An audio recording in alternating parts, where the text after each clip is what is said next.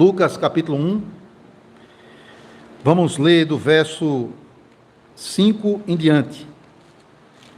Meus irmãos, como é uma leitura um pouquinho mais longa, vamos fazer essa leitura em duas partes. Lucas capítulo 1, do verso 5 até o final do capítulo, que é o verso 80, mas vamos ler nesse momento até o versículo 45. Nós temos aqui o relato do nascimento, da predição do anjo Gabriel acerca do nascimento de João Batista e do nascimento de Cristo. E temos também dois cânticos aqui de adoração, o cântico de Zacarias e o cântico de Maria. Eu já preguei nesse cântico de Maria, acho que 3 pregações. Nós vamos olhar de forma panorâmica esse capítulo e trazer algumas aplicações para a nossa vida. Temos aqui o relato de Lucas para a igreja, todos aqueles das circunstâncias e os personagens que marcaram o momento do anúncio do advento de Cristo, o nascimento do nosso Salvador. Lucas 1, 5, primeira leitura até o 45. Diz assim: Nos dias de Herodes, rei da Judéia, houve um sacerdote chamado Zacarias, do turno de Abias. Sua mulher era das filhas de Arão e se chamava Isabel. Ambos eram justos diante de Deus, vivendo irrepreensivelmente em todos os preceitos e mandamentos do Senhor. E não tinham filhos, porque Isabel era estéril, sendo eles avançados em dias. Ora, aconteceu que, exercendo ele diante de Deus o sacerdócio, na ordem do seu turno, coube-lhe, por sorte, segundo o costume sacerdotal, entrar no santuário do Senhor para queimar o incenso. E durante esse tempo, toda a multidão do povo permanecia da parte de fora, orando. E eis que lhe apareceu um anjo do Senhor em pé, à direita do altar do incenso. Vendo-o Zacarias, turbou-se, e apoderou-se dele o temor. Disse-lhe, porém, o anjo: Zacarias, não temas, porque a tua oração foi ouvida. E Isabel, tua mulher, te dará à luz um filho, a quem darás o nome de João. Em ti haverá prazer e alegria, e muitos se regozijarão com o seu nascimento, pois ele será grande diante do Senhor. Não beberá vinho nem bebida forte. Será cheio do Espírito Santo, já do ventre materno, e converterá muitos dos filhos de Israel ao Senhor, o seu Deus. E irá adiante do Senhor, no espírito e poder de Elias, para converter os corações dos pais aos filhos, converter os desobedientes à prudência dos justos e habilitar para o Senhor um povo preparado. Então perguntou Zacarias ao anjo: Como saberei isto? Pois eu sou velho, e minha mulher avançada em dias. Respondeu-lhe o anjo: Eu sou Gabriel, que assisto diante de Deus, e fui enviado para falar-te e trazer-te estas boas novas. Todavia ficarás mudo, e não poderás falar, até o dia em que estas coisas venham a realizar-se, porquanto não acreditaste nas minhas palavras, as quais a seu tempo se cumprirão. O povo estava esperando a Zacarias e admirava-se de que tanto se demorasse no santuário. Mas saindo ele, não lhes podia falar. Então entenderam que tiveram uma visão no santuário. E expressava-se por acenos e permanecia mudo. Sucedeu que, terminados os dias de seu ministério, voltou para casa. Passados esses dias, Isabel, sua mulher, concebeu e ocultou-se por 5 meses, dizendo: Assim me fez o Senhor, contemplando-me para anular o meu opróbrio perante os homens. No 6º mês, foi o anjo Gabriel enviado da parte de Deus para uma cidade da Galiléia chamada Nazaré, a uma virgem desposada com certo homem da casa de Davi, cujo nome era José. A virgem chamava-se Maria. E entrando o anjo aonde ela estava, disse: Alegra-te, muito favorecida, o Senhor é contigo. Ela, porém, ao ouvir esta palavra, perturbou-se muito e pôs-se a pensar no que significaria esta saudação. Mas o anjo lhe disse: Maria, não temas, porque achaste graça diante de Deus. Eis que conceberás e darás à luz um filho, a quem chamarás pelo nome de Jesus. Este será grande e será chamado Filho do Altíssimo. Deus, o Senhor, lhe dará o trono de Davi, seu pai. Ele reinará para sempre sobre a casa de Jacó, e o seu reinado não terá fim. Então disse Maria ao anjo: Como será isto? Pois não tenho relação com homem algum. Respondeu-lhe o anjo: Descerá sobre ti o Espírito Santo. O poder do Altíssimo te envolverá com a sua sombra. Por isso também o ente santo que há de nascer será chamado Filho de Deus. Isabel, tua parenta, igualmente concebeu um filho na sua velhice, sendo este já o 6º mês para aquela que diziam ser estéril.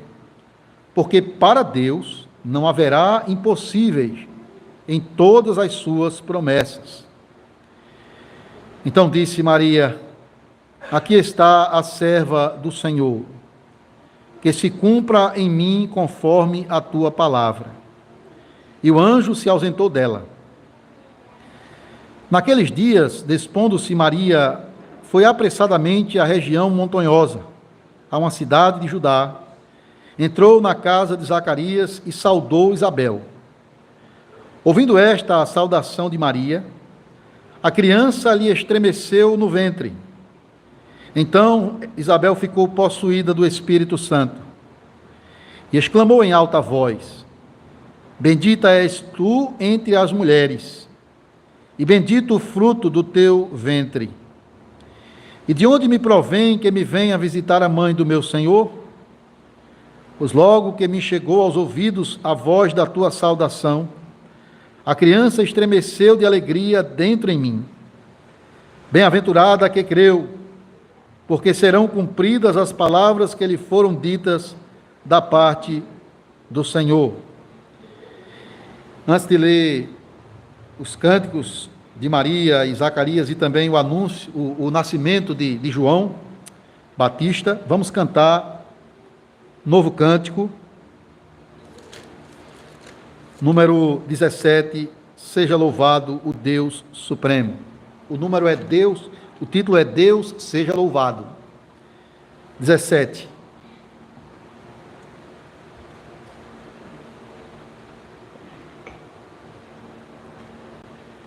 Novo cântico, número 17. Seja louvado o Deus Supremo, Deus revelado em Israel, onipotente, prodígios obra, sempre clemente, sempre fiel. Seja louvado o Deus Supremo, Deus revelado em Israel. Louvor perene, só Deus merece. Cantai, não cesse o seu louvor. de todos seja sempre exaltado, e cante a igreja com terno amor. Seja louvado o Deus Supremo, Deus revelado em Israel. Irmãos, a segunda parte do capítulo 1 de Lucas, versículo 46 ao final do capítulo. Então disse Maria: a minha alma engrandece ao Senhor, e o meu espírito se alegrou em Deus, meu Salvador, porque contemplou na humildade da sua serva, pois desde agora todas as gerações me considerarão bem-aventurada, porque o poderoso me fez grandes coisas. Santo é o seu nome. A sua misericórdia vai de geração em geração sobre os que o temem. Agiu com o seu braço valorosamente, dispersou os que no coração alimentavam pensamentos soberbos, derribou do seu trono os poderosos e exaltou os humildes, encheu de bens os famintos, despediu vazios os ricos, amparou a Israel, seu servo, a fim de lembrar-se da sua misericórdia a favor de Abraão e de sua descendência para sempre, como prometera aos nossos pais. Maria permaneceu cerca de 3 meses com Isabel e voltou para casa. A Isabel cumpriu-se o tempo de dar à luz e teve um filho. Ouviram os seus vizinhos e parentes que o Senhor usara de grande misericórdia para com ela e participaram do seu regozijo. Sucedeu que no 8º dia foram circuncidar o menino. Queriam dar-lhe o nome de seu pai, Zacarias. De modo nenhum, respondeu sua mãe. Pelo contrário, ele deve ser chamado João. Disseram-lhe: ninguém há na tua parentela que tenha este nome. E perguntaram por acenos ao pai do menino que nome queria que lhe dessem. Então, pedindo ele uma tabuinha, escreveu: João é o seu nome. E todos se admiraram. Imediatamente a boca se lhe abriu, e desimpedida a língua falava louvando a Deus. Sucedeu que todos os seus vizinhos ficaram possuídos de temor, e por toda a região montanhosa da Judéia foram divulgadas estas coisas. Todos os que a ouviram guardavam-nas no coração, dizendo: que virá a ser, pois, a este menino? E a mão do Senhor estava com ele.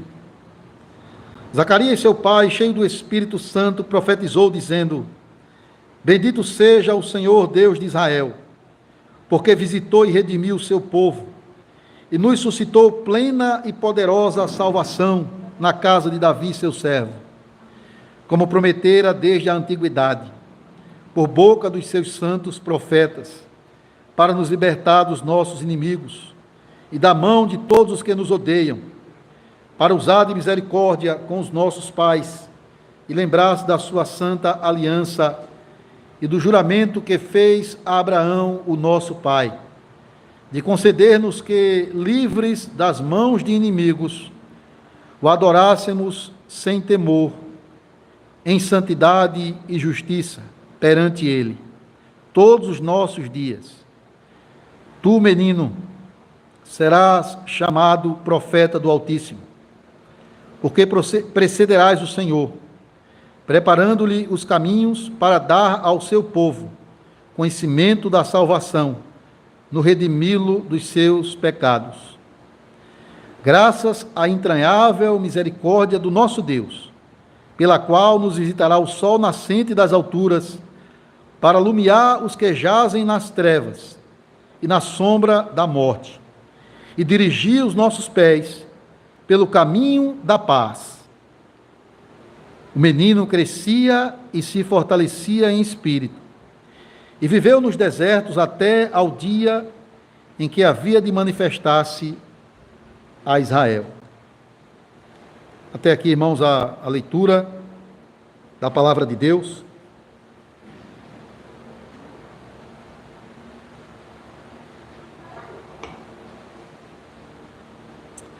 Amada igreja do nosso Senhor Jesus Cristo, os 2 primeiros capítulos do Evangelho de Lucas são conhecidos como a narrativa da infância, pois aqui nós temos nesses capítulos a narrativa, aquilo que Lucas traz para divulgar através do seu Evangelho acerca da predição do nascimento, não somente do precursor do Messias, mas do próprio Messias, que era a esperança de Israel.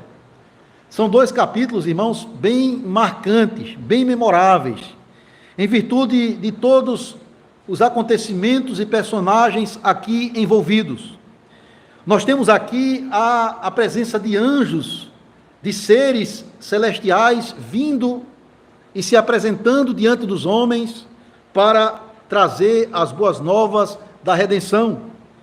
Nós temos aqui, nesses 2 primeiros capítulos, a participação de pessoas humildes, pessoas que, diante da visão do mundo, não significavam nada, mas que foram poderosamente usadas por Deus e incluídas por Deus no seu plano de redenção. Irmãos, aquilo que nós lemos aqui, essa história, ela acontece nos dias em que Herodes reinava em Israel, debaixo da autoridade de Roma. Era o Império Romano quem dominava, e em algumas regiões e alguns países eram colocados reis e governadores em submissão a Roma. E esse Herodes é quem está ali governando, do ano 37 ao ano 4 antes de Cristo. Esse mesmo Herodes, aquele que vai matar as criancinhas de 2 anos para baixo, porque viu o seu reino ameaçado com a chegada de Cristo.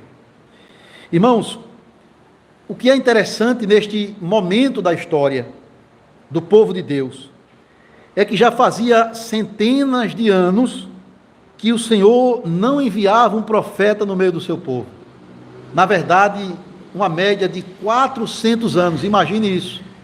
É um período conhecido como o período intertestamentário, entre o Antigo e o Novo Testamento, entre Malaquias, o último profeta do Antigo Testamento, e o evangelista Mateus, no Novo Testamento.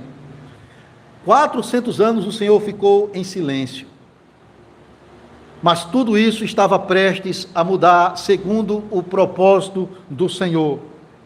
E Deus escolheu enviar um anjo da sua parte para anunciar a chegada do Messias, começando com um casal idoso da região da Judéia, que vivia com um fardo de não possuir filhos.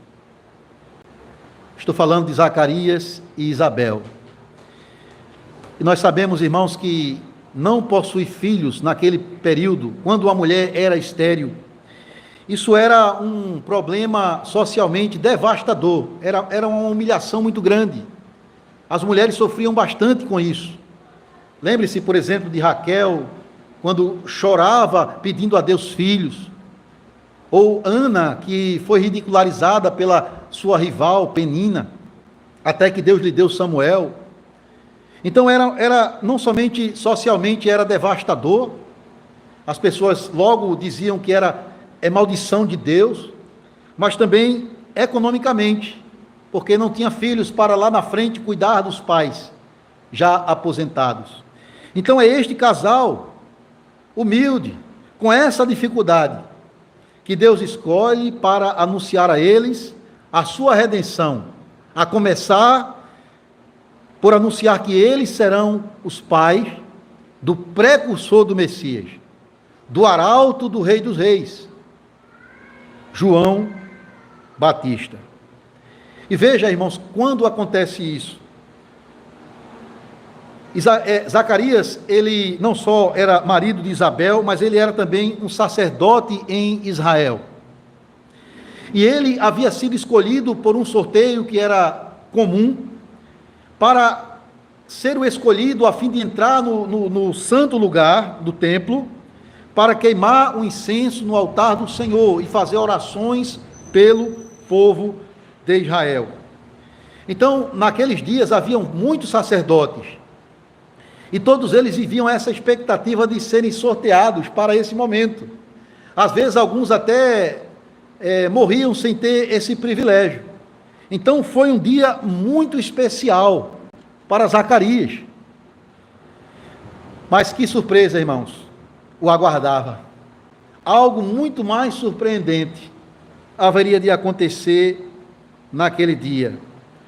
O Senhor, que estava calado há 400 anos, abriu a sua boca. O Senhor quebrou o silêncio para anunciar a promessa da sua salvação. E o homem que foi privilegiado para ouvir um mensageiro celestial enviado da própria presença de Deus para ele foi Zacarias, pois é isso que lemos. Ali no lado direito do altar apareceu um anjo do Senhor, que no verso 19 nós vamos saber que este anjo ele é chamado de Gabriel. E veja, Zacarias ele está ali cumprindo o seu ofício, a sua função sacerdotal, derramando ali o incenso no altar, em chamas, orando a Deus pelo povo, e de repente ele se dá diante de um anjo do Senhor, algo que inicialmente lhe causou espanto, o que é natural, irmãos, você receber a visitação de um anjo do Senhor, em todo o seu resplendor, né? Ali diante dele. Mas veja, o anjo diz a Zacarias: Zacarias, não tenha medo, a tua oração ela foi ouvida por Deus. E você vai receber um filho, e ele receberá o nome de João. Agora, pelo que exatamente Zacarias está orando? Isso é uma pergunta que os comentaristas fazem. Alguns entendem que ele está orando especificamente por um filho ainda, na sua velhice, juntamente com a sua esposa. Outros entendem que ele está aqui orando, como era de costume para o sacerdote, pelo povo, para que Deus venha trazer a redenção que ele prometeu no Antigo Testamento, para que Deus venha estabelecer a paz no meio do seu povo. Afinal de contas, aquele era um momento difícil para Israel, porque o povo estava sob o jugo dos romanos. Então eu entendo que é muito provável que ele está orando por isso. É provável que Zacarias ele já tenha perdido a sua esperança de ter um filho, a sua mulher estéril e avançada em dias, e ele também. Porém, isso é um assunto que é discutível entre os estudiosos da Bíblia. Mas o ponto é, irmãos, que Zacarias, ele não crê de início na mensagem do anjo. Veja, o anjo diz que ele vai ter um filho, esse filho vai trazer alegria para ele, vai trazer alegria para Israel. Esse filho ele não vai ser apenas mais um judeu entre tantos judeus que nasciam naquele tempo, mas ele vai ser grande diante do Senhor, cheio do Espírito Santo, e ele terá um ministério importantíssimo, preparar o povo de Deus para a chegada do Messias. É por isso que no anúncio do anjo a Zacarias, ele dá todos os detalhes. Olha, esse menino ele vai vir, ele vai chegar no espírito e no poder do profeta Elias, preparando os caminhos para a chegada do Senhor. Ou seja, o anjo está aqui lembrando a Zacarias de uma profecia que há no final do livro de Malaquias, no finalzinho do Antigo Testamento, onde há uma promessa de que Elias virá para converter o coração dos pais aos filhos e dos filhos aos pais, para trazer uma mensagem de arrependimento e preparar as pessoas para receber o Cristo. É claro que aqui não tem nada a ver com espiritismo, que João Batista é Elias reencarnado, não tem nada a ver com isso, mas ele vem no mesmo espírito, no mesmo poder que Elias tinha no Antigo Testamento. Tudo foi deixado às claras. A mensagem foi objetiva e direta. Um visitante celestial, um anjo do Senhor, trouxe essa mensagem baseada na própria Bíblia, na profecia do Antigo Testamento, para Zacarias. E qual a reação dele? Ele desacreditou na mensagem do anjo. E o resultado, irmãos, é que ele ficou mudo, né? Ele ficou mudo até que todos esses eventos se cumprissem. Então veja o que está acontecendo aqui. À primeira vista, nós podemos dizer que a punição de Zacarias ela foi meio que injusta.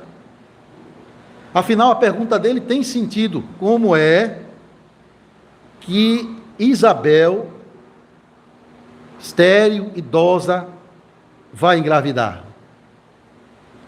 Mas, irmãos,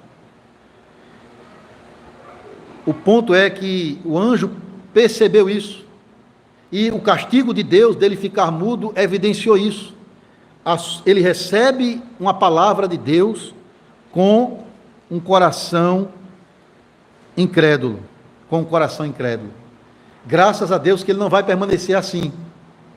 Porque a gente leu no início do capítulo que esse homem e a sua esposa, eles eram tementes a Deus. Eles guardavam os mandamentos de Deus. Eles amavam a Deus. E graças a Deus, irmãos, que tanto Isabel quanto Zacarias, eles vão depois dar crédito a essa mensagem. Ela própria vai engravidar. E ambos estarão, dão crédito, obedecem exatamente o que o anjo manda. E uma das ordenanças do anjo era que eles dessem ao menino o nome de João. O nome de João.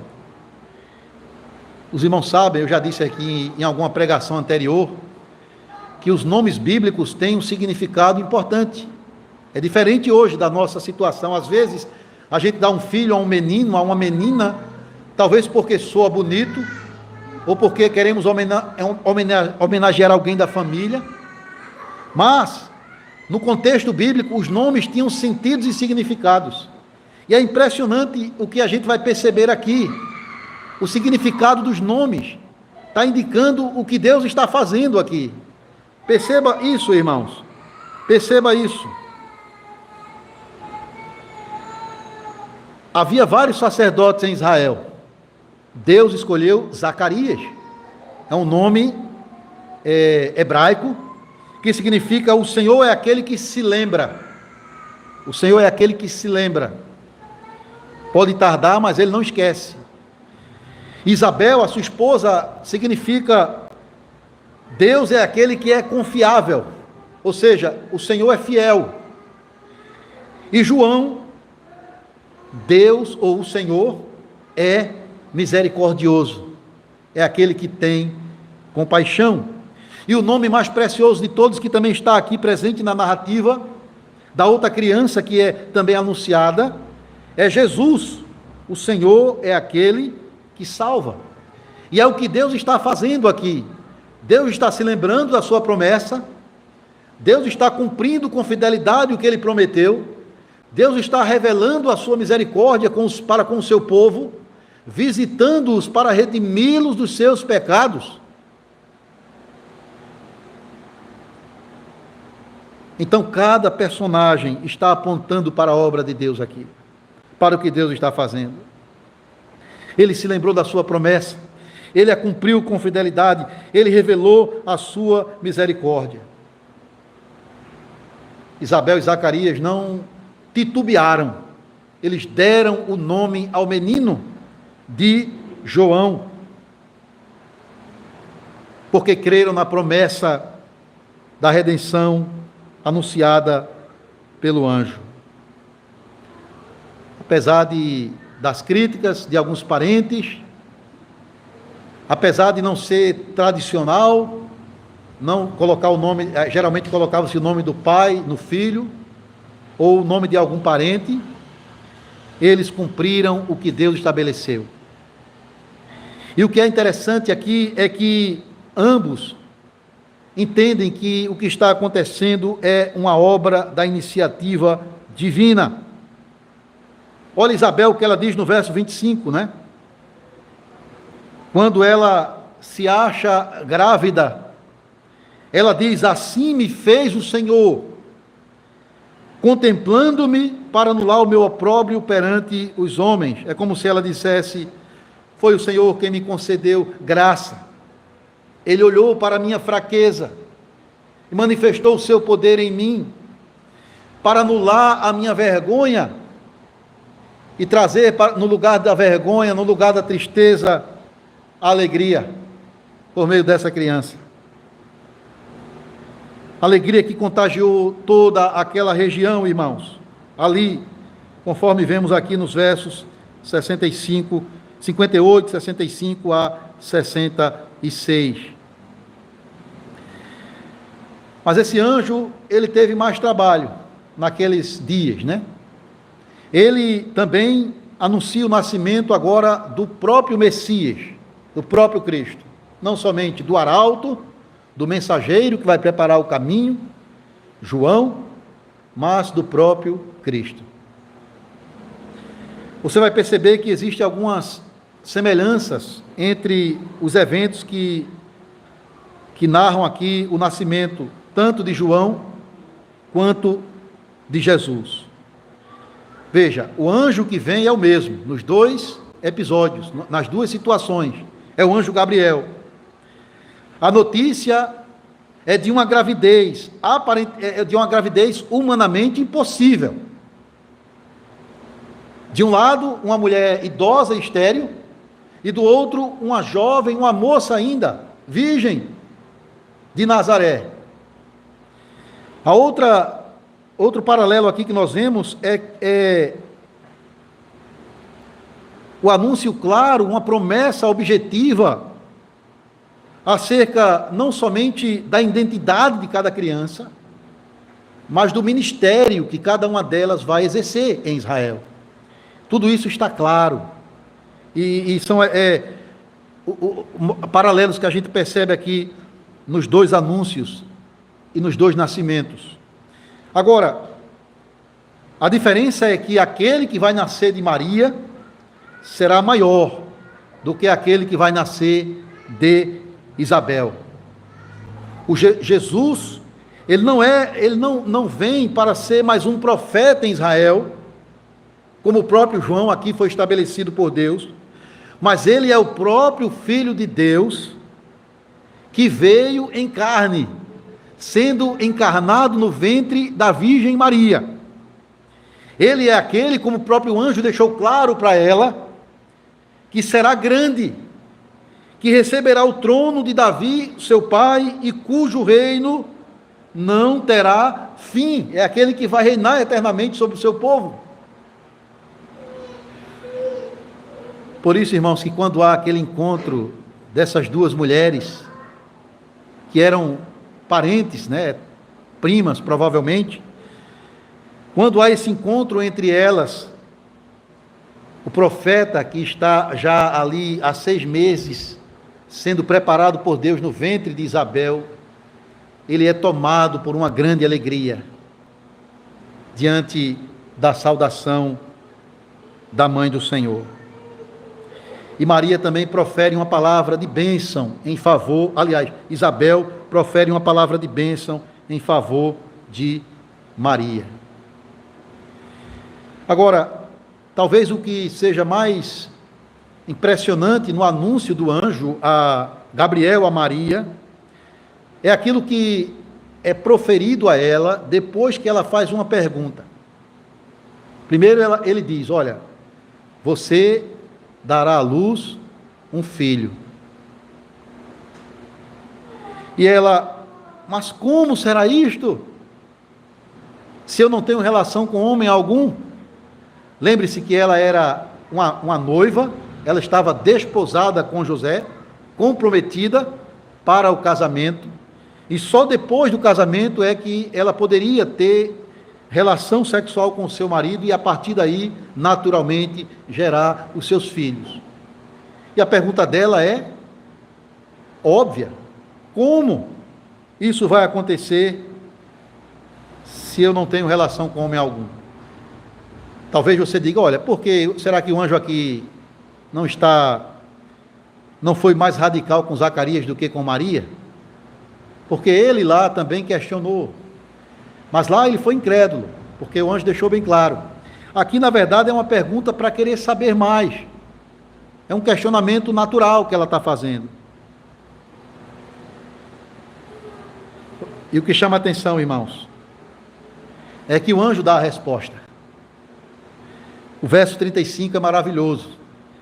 É o mistério da encarnação. A doutrina do nascimento virginal de Cristo aceita somente pela fé, um dos maiores milagres da história da igreja, do cristianismo. O verso 35, o anúncio do anjo: descerá sobre ti o Espírito Santo, e o poder do Altíssimo te envolverá com a sua sombra. Por isso também o ente santo que há de nascer será chamado Filho de Deus. Uma resposta profunda, o mistério da encarnação, do Verbo de Deus se fazendo carne. Mas notem, Maria, ela não levanta outros questionamentos, ela não duvida, ao contrário, ela confia na palavra de Deus, trazida pelo anjo. E não só isso, ela prontamente se submete para ser o instrumento de Deus para essa grande obra. Olha que coisa linda, verso 38, irmãos. Quando o anjo diz: olha, não tenha dúvida, creia, vai ser extraordinário, porque quem está fazendo isso é o Deus para o qual não há impossíveis para cumprir as suas promessas. E a resposta dela, verso 38, aqui está a serva do Senhor, que se cumpra em mim conforme a tua palavra. O anjo vai embora, cumpriu a sua missão. E Maria acredita na mensagem trazida pelo anjo. Agora percebam, irmãos, como o evangelista Lucas, que fez uma pesquisa profunda, né? Claro, ele é inspirado pelo Espírito Santo para escrever este livro, mas isso não o isentou de fazer uma pesquisa bem exaustiva para escrever esse maravilhoso evangelho de Lucas. E notem como ele é bem organizado na sua narrativa, né? Colocando as coisas na sua devida ordem aqui. E notem também como ele fez questão de colocar na sua narrativa a resposta de adoração da parte tanto de Maria quanto de Zacarias, com os cânticos que ambos compuseram e expressaram para adorar o Senhor, em virtude do que ele está fazendo para redimir o seu povo. É o que nós temos aqui. A resposta de Zacarias, a resposta de Maria, através de dois cânticos de adoração a Deus, pelo que ele prometeu e pelo que ele estava fazendo.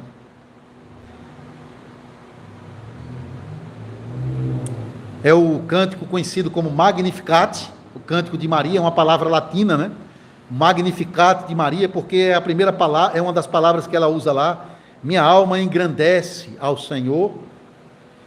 E também o cântico de Zacarias, que é também uma profecia em forma de poesia, né? É chamado de Benedictus, porque é a palavra latina que ele usa lá, a primeira palavra do cântico: bendito seja o Senhor.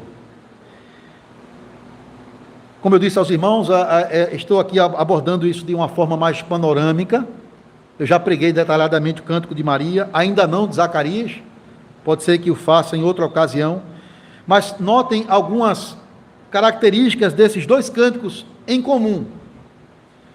Perceba que tanto Maria quanto Zacarias entendem que o nascimento de seus filhos, anunciados pelo anjo Gabriel, é uma expressão da fidelidade de Deus às promessas antigas feitas a Abraão e a sua descendência. Em ambos os cânticos há uma referência a isso, a promessa de Deus a Abraão e a sua descendência. Maria fala isso no verso 54 e 55, e Zacarias fala isso no verso 70 a 73. Então, o que Deus está anunciando a eles não é uma coisa nova, é uma boa notícia, mas fundamentada em promessas reveladas no Antigo Testamento. A promessa de um mensageiro que vai preparar o caminho para o Messias, que é João, e a promessa do próprio Cristo, daquele de quem Isaías já tinha anunciado que a virgem daria luz a um filho, e ele se chamaria Emanuel, daquele aonde que o próprio Isaías também diz: o menino será dado a vocês, e o governo estará sobre seus ombros. Ele será o maravilhoso conselheiro, o Deus forte, o Pai da eternidade, o príncipe da paz. Todas as profecias, tanto acerca do arauto, quanto acerca do próprio rei prometido, se cumprem. E, portanto, Zacarias e Maria lembram disso nos seus cânticos. Eles veem também aqui, irmãos, eles estão nesse cântico louvando a Deus pelo que Deus está fazendo. E eles desejam que isso não fique apenas para eles, mas que passem para outros. Por isso que eles compuseram estes hinos. Quando alguém compõe uma música, não é para ele cantar para si mesmo, é para ser proclamado, é para ser anunciado, é para outros ouvirem também. Por isso, quando Maria diz: a minha alma engrandece, magnifica ao Senhor, ela não está tornando Deus maior do que Ele já é. É como se ela estivesse dizendo: eu estou engrandecendo a Deus, adorando a Deus com alegria pelo que Ele está fazendo através de mim. E eu desejo que outros o adorem da mesma maneira. E graças a Deus que ela, ainda jovem, né, da adolescência para a mocidade, já mostra esse conhecimento da palavra de Deus, porque o cântico dela é baseado em várias passagens do Antigo Testamento. Há até uma semelhança com o cântico de Ana. Se você olhar e fazer a leitura dos dois cânticos, vai perceber muita semelhança. E ela cumpre isso, ela engrandece a Deus junto com Zacarias, exalta o Senhor. E o que é que ambos nos ensinam com isso? Eles nos ensinam, irmãos, que a resposta à promessa da salvação de Deus, não só da parte deles, quanto da nossa parte, deve ser uma resposta de alegria e adoração ao nome do Senhor. Vejam, eles ficaram já encantados, cheios de alegria e devoção a Deus, apenas por ouvirem do nascimento daquele que iria preparar o caminho do Senhor e do próprio Senhor, o Messias. E quanto a nós, que ouvimos e recebemos mais até do que eles propriamente, porque nós temos toda a revelação da Escritura anunciando as obras de Deus por meio de Cristo, não somente o seu nascimento extraordinário, mas o seu ministério poderoso, gracioso, a sua morte da cruz e a sua ressurreição e subida aos céus. Nós contemplamos tudo isso na Escritura, e não deveria essa contemplação, essa certeza das promessas de Deus anunciadas a nós na Escritura, provocar em nós a mesma devoção, a mesma alegria, o mesmo prazer em adorar o nome do Senhor, como Zacarias e Maria o fazem aqui? Com certeza, irmão. Deveríamos ser contagiados com aquilo que Deus tem prometido a nós, na pessoa bendita de Cristo e na sua obra. Mas eu quero falar um pouquinho mais sobre isso na aplicação final. Antes, ainda mais um ponto a gente observa aqui.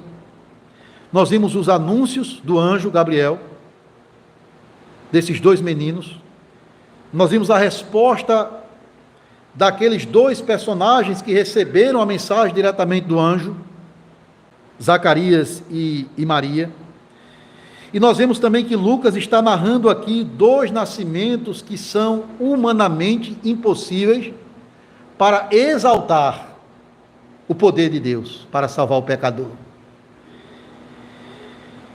Irmãos, nós estamos acostumados à história de mulheres dando à luz naturalmente, conforme Deus estabeleceu na sua criação. Um pouco mais de... Eu fiz essa pesquisa e percebi que um pouco mais de 200 mil bebês nascem cada dia no mundo. Quase toda semana ou mês, nós conhecemos alguma mulher da nossa família, do nosso círculo de amizade ou vizinhança, que deu à luz um filho. Nascimento, que é uma coisa até maravilhosa, né? Como Deus, de forma extraordinária e assombrosa, tece o nosso ser, né? O nosso corpo no ventre da nossa mãe, e depois nos traz a este mundo. É maravilhoso. Mas é algo que faz parte da natureza, como Ele criou. Quem trabalha com isso, médicos e enfermeiras que trabalham nessa área, estão tão acostumados com isso. Mas há dois tipos de mulheres que nunca podem dar à luz, humanamente falando. Uma senhora idosa e estéril, e uma moça ainda virgem. Então faz sentido a pergunta de Maria, de lutar com essa pergunta, e até o próprio Zacarias também, apesar de que ele mostrou incredulidade. Como isso pode acontecer? O anjo diz a Maria: para Deus não haverá impossíveis em todas as suas promessas. Maria não precisa, o anjo deixou muito claro como aconteceria, mas ela não precisava saber da mecânica ou da dinâmica divina, na forma como Deus estabeleceu, como o Espírito Santo ia operar isso no ventre dela. Ela só precisava confiar. O que ela fez? Porque para Deus não há impossíveis nas suas promessas. Irmãos, depois do movimento do iluminismo, pouco depois da Reforma, século XVII, XVIII em diante, surgiram um movimento chamado de alta crítica ou liberalismo teológico. Eram teólogos, homens que outrora criam nas Escrituras plenamente, como ela está, mas que depois começaram a ter uma visão, influenciados pelo iluminismo, que diz que a mente humana é a razão, é a medida de todas as coisas, ou seja, tudo tem que passar pelo crivo da razão humana. Então, os teólogos liberais, e muitos deles influentes, começaram a duvidar dos milagres da Escritura. E eles começaram a ver esses milagres, por exemplo, como o nascimento, a concepção e o nascimento virginal de Cristo, ou a sua própria ressurreição, apenas como mitos, fábulas, superstições criadas pelos cristãos, e não como fatos históricos e reais. Isso trouxe um grande problema, irmãos, para o cristianismo. Muita gente perdeu a fé no extraordinário, no poder de Deus. Nós não precisamos disso. A ideia desses teólogos liberais é que, para o cristianismo ter lugar no coração das pessoas, numa era científica, tecnológica, como aquela que vivemos, ele tem que abandonar esses mitos ou fábulas, porque isso insulta a razão humana. Ele tem que se adequar à razão humana. Irmãos, fiquemos com o relato de Lucas, com a verdade bíblica, teológica, do poder de Deus para realizar a sua salvação.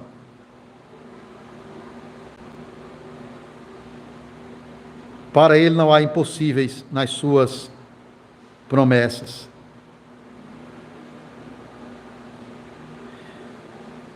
O que é que isso mostra? Que a salvação, ela só pode chegar até nós de uma forma que só Deus, pelo seu poder, pode realizar. Para que saibamos que Ele é poderoso para salvar e para que Ele somente receba toda a glória pela sua obra de salvação. A Ele somente pertence a salvação, porque Ele é poderoso para salvar o pecador. Então Lucas coloca essa narrativa. Ele está escrevendo para um homem chamado Teófilo, essa parte está no início do capítulo 1, que era certamente um homem importante no governo do Império Romano, que tinha abraçado o cristianismo, queria conhecer mais, e ele coloca isso para Teófilo e para todos nós, para realmente ver se nós vamos ou não acreditar naquilo que a Bíblia está dizendo acerca da salvação do Senhor. Se nós vamos realmente crer que Deus é ou não poderoso para salvar o seu povo por meio da obra e da pessoa de Cristo. Possamos nós, como Maria e depois de algum tempo Zacarias fizeram, receber com fé a palavra de Deus. Isabel diz assim sobre Maria, e isso serve para todos nós, no verso 45. Bem-aventurada aquela que acreditou, que o Senhor lhe cumpriria as suas promessas. Quero terminar, irmãos, com algumas aplicações para a nossa vida, a partir da reação tanto de Zacarias quanto Maria à obra do Senhor anunciada a ambos pelo anjo Gabriel.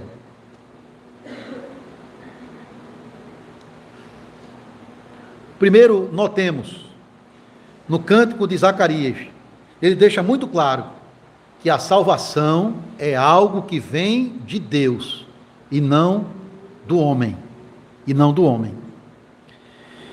Irmãos, não sei se vocês perceberam, mas o cântico de Zacarias, ele se divide em duas partes. A primeira é uma palavra de adoração a Deus, do verso 68 a 75, e a segunda parte é uma profecia acerca do seu filho, 76 a 79. E ele deixa muito claro aqui nesse cântico que ele está falando da salvação do Senhor. E ele fala duas coisas acerca da salvação aqui. Primeiro, a natureza da salvação, o que é a salvação de Deus. E segundo, o propósito da salvação. Para que Deus salva o seu povo? O que é a salvação de Deus, irmãos? A salvação é Deus visitando o seu povo. Verso 68, veja, no cântico de Zacarias. Bendito seja o Senhor, o Deus de Israel, porque visitou e redimiu o seu povo, e nos suscitou plena e poderosa salvação.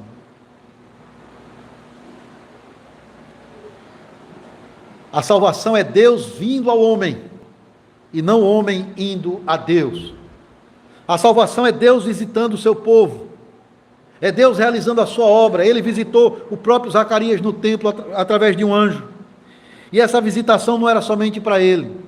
Ou seja, irmãos, ao enviar o seu anjo da sua própria presença para esta terra, para trazer as boas novas, ao fazer com que Isabel, na sua velhice e na sua esterilidade, ainda concebesse um filho, ao gerar no ventre de uma virgem o seu próprio Filho eterno, sendo encarnado ali, Deus estava trabalhando, visitando o seu povo, entrando na nossa realidade, entrando na nossa história, vindo até nós, intervindo na nossa realidade, na nossa condição de pecadores, para trazer redenção, algo que jamais poderíamos fazer de nós mesmos. Então isso é o que esse cântico ensina. Salvação não é invenção humana, salvação não é o empreendimento do homem, é uma obra de Deus, é uma visitação divina para nós. Como o próprio Cristo, neste mesmo livro, vai mostrar lá na frente. Esse versículo está só em Lucas, naquele episódio em que ele vem até Zaqueu para salvá-lo. Não é Zaqueu que vai até ele, é ele quem vai até Zaqueu para salvá-lo. Lucas 19:10. O Filho do Homem veio buscar e salvar o que se havia perdido. É Deus buscando. Desde o Éden, quando Adão e Eva pecam e fogem da presença de Deus, é o Senhor quem vai em busca. Aonde estás? Para trazer redenção, para trazer a promessa, desde Gênesis 3,15, que a mulher daria à luz um filho, e esse para trazer a salvação do seu povo. A segunda aplicação, irmão, Zacarias também fala aqui do propósito da salvação. Por que somos salvos? Porque Cristo veio e se tornou homem no ventre de Maria e morreu na cruz pelos nossos pecados, apenas para tirar a nossa culpa, para nos perdoar os pecados, apenas para nos levar para a eternidade gloriosa, a vida eterna. Sim, tudo isso faz parte, mas o Zacarias toca num ponto importante acerca do propósito da salvação. Veja o verso 74 e 75, veja lá.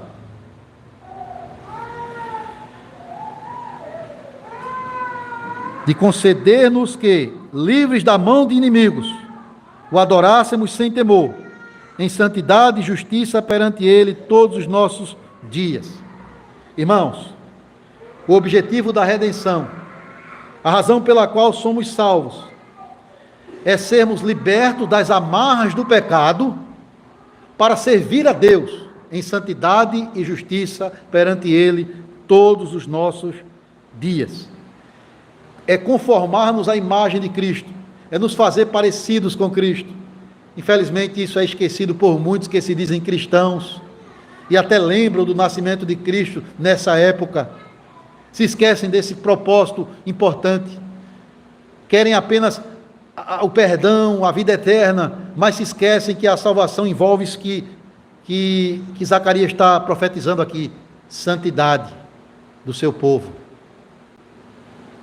Tito 2,14, Paulo vai dizer a mesma coisa, que Cristo veio para remir um povo para si mesmo, para purificar-nos de toda iniquidade e fazer de nós o quê, irmãos? Um povo zeloso de boas obras. Isso é a razão pela qual Cristo morreu, pela qual ele se chama Jesus, salvar o seu povo, não somente do poder da culpa do pecado, mas também da presença e do poder do pecado, para nos tornar o povo santo de Deus. Agora, vamos para o cântico de Maria, estamos chegando no final. Note como ela centraliza Deus no seu cântico, como ela honra o Senhor, como ela está adorando a Deus pelo que Ele prometeu e pelo que Ele está fazendo para redimir o mundo. Irmãos, Maria não coloca os olhos em si mesma. Irmãos, Maria aqui está coberta de humildade, ela mesma diz, o Senhor contemplou na humildade da sua serva. Ela não fala de si, ela não exalta a si mesma, mas ela se apresenta como uma serva humilde, agraciada por Deus para ser não a corredentora com Cristo, como alguns pensam, equivocadamente, mas a mãe do Salvador, o instrumento de Deus para trazer o Filho de Deus ao mundo. Ela se comove pelo que Deus está fazendo, e ela adora a Deus e louva a Deus por esta salvação que Ele veio trazer. Note como ela aponta para os atributos do Senhor. Ela fala do poder de Deus, verso 49, 51, da santidade dEle, da sua misericórdia, da sua fidelidade, reveladas na pessoa e na obra de Cristo, para redimir o seu povo. E a última coisa, irmãos, Maria não somente exalta a Deus, ela também entende que servir a Deus e confiar na sua palavra é o chamado de todo crente, não somente dela, mas também nosso. Aqui ela se apresenta para nós como um exemplo de fé, quando ela diz, eis aqui a serva do Senhor, que se cumpra em mim conforme a vontade de Deus. Irmãos, o filho que está no seu ventre também veio para servir, não para ser servido, mas para servir, dando a sua vida em resgate por muitos. Nós ouvimos há pouco aquela pregação em que ele lava os pés dos seus discípulos, ensinando-nos que devemos estar dispostos a servir no meio do seu povo, a ser um instrumento de bênção nas mãos de Deus, no meio da sua igreja, e confiar naquilo que Deus prometeu. Maria era algo desafiador para aquela jovem que estava prestes a se casar, que ia aparecer do nada grávida, do nada no sentido que ninguém sabia o que tinha acontecido, mas ela sabia, o poder de Deus se manifestou na vida dela. Seria desafiador, como foi, o anjo teve que aparecer depois a José para acalmar o seu coração. Mas o ponto é que ela se submete a Deus para fazer a obra que Deus tinha para ela. E ela confia que Deus vai realizar esta obra e abençoar a vida dela, se tão somente ela se submeter à vontade do Senhor. É o que Deus nos chama a fazer, irmãos, nesse momento. Servir a Ele em toda humildade e confiar naquilo que Ele prometeu. E a última coisa, tanto Zacarias quanto Maria nos mostram em suas atitudes e naquilo que eles cantaram para Deus, que a verdadeira fé, ela se expressa em louvor e júbilo perante o Senhor. Quem crê, quem recebe com fé as promessas de Deus, não pode ser um crente desanimado, não pode ser um crente indiferente, não pode ser um crente que vem para a igreja à força. Não. Quem recebe a verdadeira fé, com verdadeira fé as promessas de Deus, vai responder com júbilo e com alegria. Tanto Zacarias quanto Maria revelam isso. A sua alegria em louvar a Deus, exaltar a Deus por meio de cânticos, por aquilo que Ele tinha feito por meio deles, para trazer a redenção ao mundo. Irmãos, é verdade, aonde não há verdadeira adoração, aonde não há um coração jubiloso em adorar a Deus, podemos questionar se ali também existe fé, porque quem crê Quem se alegra, adora, exalta, glorifica, se alegra na presença do Senhor.